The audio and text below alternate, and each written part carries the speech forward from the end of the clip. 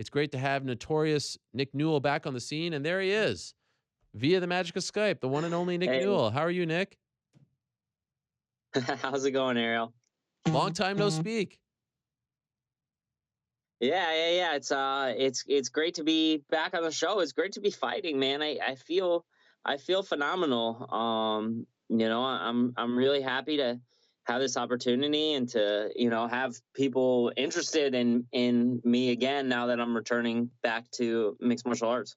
I remember we spoke to you after you announced your retirement, and it seemed, um, I don't know, and correct me if I'm reading this incorrectly, there was a little bit of sadness to the interview because it felt like here's this young guy who still has a lot to accomplish, who didn't make it to the UFC, who was good enough to be in the UFC, and the injuries caught up to you. And I don't know, it felt like there was like this like cloud hanging over it all. And now to see you coming back is a great thing.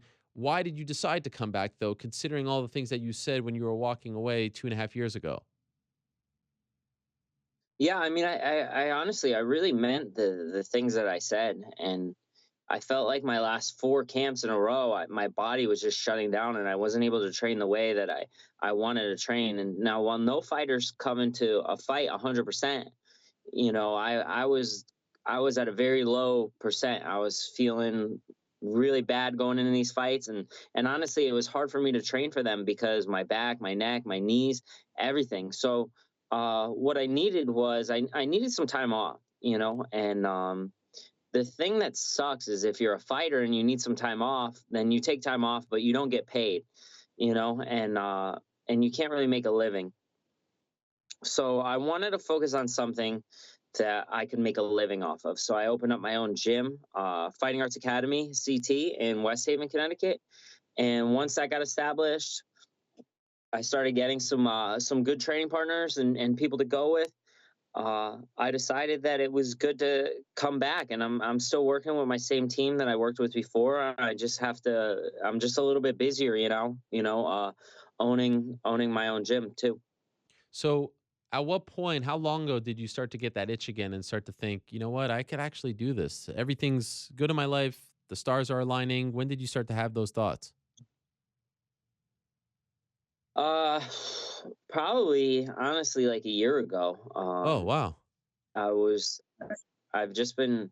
I've been training, and I've been training since the last time I fought. I just had to kind of figure out my body and figure out ways to do it smarter and what I can handle. And I just really needed that time off. And it was a good thing because I feel great now, and I'm actually better than I've ever been.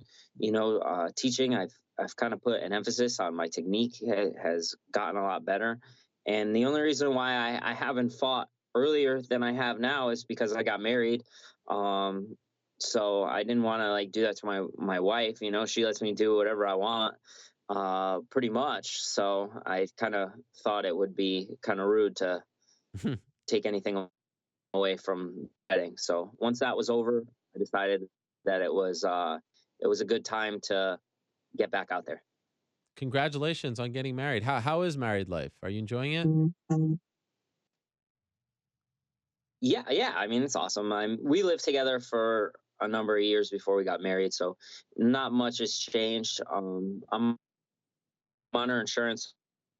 Other than that, things are the same. I like it. I like it a lot. You still have your cats? Yes, I do. Yes, I do. They're getting old. They just turned 3, and then I still have my cat that I had growing up, but she Wow. lives at my mom's house. She's 20 years old. So I'll always be a cat guy. I got my little 3-year-olds cats, and now I'm killing it. I love those things. So you can make fun of me all you want for it, but those are my babies for now. And how did you end up with LFA? Because I'm assuming you weren't tied to anyone, given the fact that you were retired. How did you, or why did you end up with them? There's a few reasons. One is the opportunities they give me and the freedom and everything that they provided and how they build fighters. I really like that. They offered me a good contract, a good fair contract, and I talked to my team and we decided that that was the best move. Did you did you even reach out to the UFC? Did you try to go that route?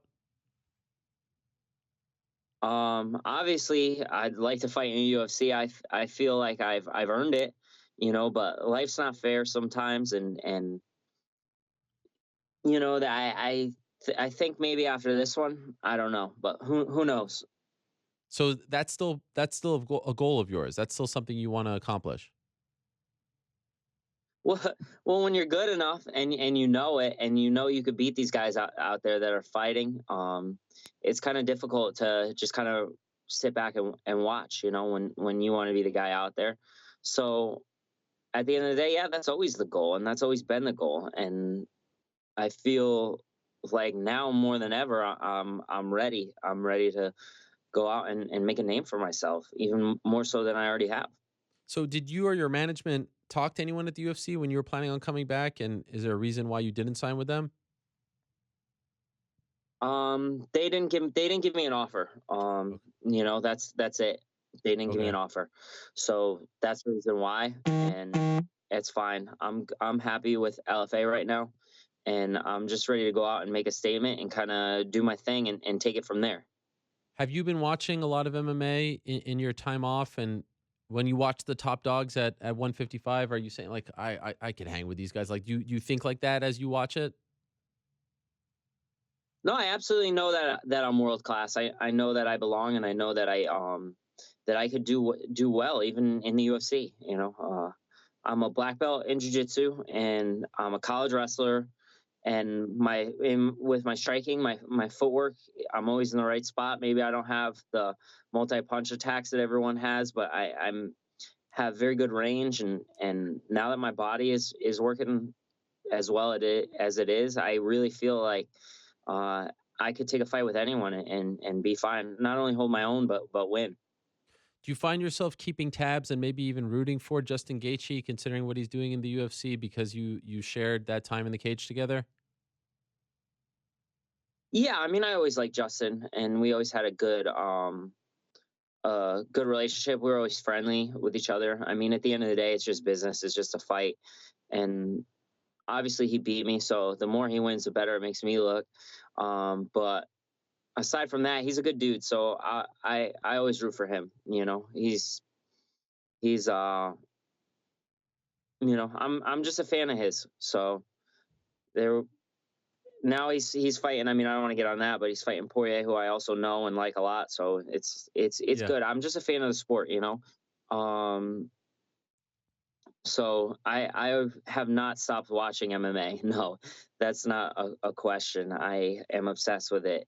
People ask me my hobby. I tell them this is my hobby. Like, Yeah. I do it every day. Did you consider entering the PFL tournament? Uh, my manager really handled all that, Okay. and it just didn't come up. I don't know what they said when they reached out to him, but uh, LFA was the best offer we got, and that's what we went with.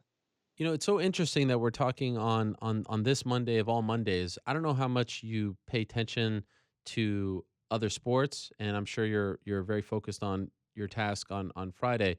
However, there's a football player, a college football player, who's making a lot of noise and ton of news over the weekend. Who obviously reminds me a lot of yourself. Are you familiar with? And I may be butchering his name, but Shechem Griffin. Have you seen what he's doing in Indianapolis? Yeah, I'm gonna be 100% honest with you. I didn't know who he was till this week. I don't really watch any other sports besides MMA, Yeah. but I train with a lot of football players. I train with a lot of guys in the Arena Football League for strength and conditioning, and I'm impressed with how athletic these guys are. And they're not in the NFL yet. I mean, I've been hearing this guy's going to get signed maybe first round. I could be wrong. That's just something I heard. Yeah. But all the power to him. I just like to see people be successful, and he kind of went through a lot of the same things that I went through, and it's good to see someone making a name for himself. And aside whether how many hands he has, man, that guy's fast. He's impressive. He's a specimen of an athlete, and I'm sure he busted his ass to get to where he is. So, um, obviously I'm a fan of his. I liked his Facebook page. I started following him on Instagram and Twitter. So I wish him all the best. It's really cool to see. Oh, it's unbelievable. And not only is he killing it in the 40-yard dash, but bench pressing. What he did. Did you see that clip of him bench pressing? I think he hit 20 in a row. Did you see that? No, you'll have to send that to me. Oh my God. You'll have to I want send that to me. It, yeah. it happened over the weekend, and I've just been so insane. But I definitely saw him running. I'm sorry, I cut you off. Continue. No, no, no. It's okay. It's just it's amazing. Now that we're talking, he's been all over the news this past weekend. So reminding me of what you've overcome and how you are able to defy the odds, given what you are born with. And I think it's just such a great thing to have you back. You're an inspiration, and I wonder if that continues to be part of your motivation to show to other people that they don't have to let this stop, that you could do anything that you want. You can be like everyone. Do you still think like that, or do you feel like you're past that at this point in your career? No, I've always felt that the power of the mind is a very powerful thing, and your work ethic will allow you to achieve things that other people could never imagine you could achieve, because they don't have the same hustle, they don't have the same work ethic you have. So for me, I've always busted my ass at everything I do. I started off not good as a wrestler, and I worked all year while everyone was out partying, doing God knows what. I was in the gym training, and I got good that way. So I appreciate the value of hard work, and I really believe that anything that you want, you'll never know how good you can be unless you try. So I started this MMA thing kind of as a hobby, and it took off. And it has nothing to do with the fact that I only have one hand. It has everything to do with the fact um, of how hard I work and how determined I am. I look at myself, and I think of myself as like the most badass dude that there is, and it doesn't have anything to do with me having one hand. It's not because I have one hand. It's my attitude. So the thing that makes me different isn't that I'm this one-handed guy out there fighting. The thing that makes me different is mentally. I'm ready to do whatever it takes to win. I'm determined. You're never gonna see me quit. You're never gonna see me give up. And obviously, like anyone, I have my moments where mentally I get broken down, and I have my high highs and my low lows. But I'm a determined guy, and I am where I am not because I want to prove something to anyone but myself. Last thing for you, Nick, and what a great answer. I appreciate that. There's a kind. I've never experienced this. I'm not a fighter, but I'm certain that there's a feeling that comes with fight week. Right? It's different. You're about to go, into battle in a cage, locked in a cage with another human being. Did you? And I'm sure there's nerves that come with it, even if you're the most confident fighter, and some anxiety as well. Did you miss this feeling on this Monday as you're probably about to head out soon? Did you miss the feelings that come with getting ready for the fight on fight week? I mean, making weight always sucks. Yeah. So I don't ever miss that. But this is fine. I always make it just fine. I'm a good size 55 pounder, and it's not a big deal. This one's actually at a catch weight, so it's easier. But What's it at? 160? the nerves, everything. 160, yeah. Okay. Okay. I can make 155 no problem. It's just I don't know. I just thought it was a good idea maybe to just have a little more fun with the fight this time, and my opponent agreed with it. So here we are, and I of course you get nervous when you fight. Of course, there's always that little bit of fear, but that motivates you. That motivates me to fight, to challenge myself and to face that, and to go out there and really show why I'm different, show why I'm special, and show why I deserve to be the guy that people talk about. I deserve to be known as someone that's a skilled martial artist, a good fighter. I really believe that I am one of the best in the world, and I am incredible at what I do. But I'm also a very humble man, so I don't really like to talk about it that much. I like to just go out there and just kick people's asses and collect heads. Looking forward to it. It goes down this Friday at Arena Theater in Houston, Texas. It's LFA 35. Co-main event is Nick Newell returning to action at 160 pounds against Sonny Luque. It I'm in airs. main event now. You're the main event. What happened? They moved me. I don't know. I don't know. There's these two girls were supposed to fight for the title. Yeah, Sabina But they Mazo. moved it. I'm the main event. Oh, all Yeah, right. I'm upset about that because I kind of wanted to sit back and watch that fight. It's But canceled?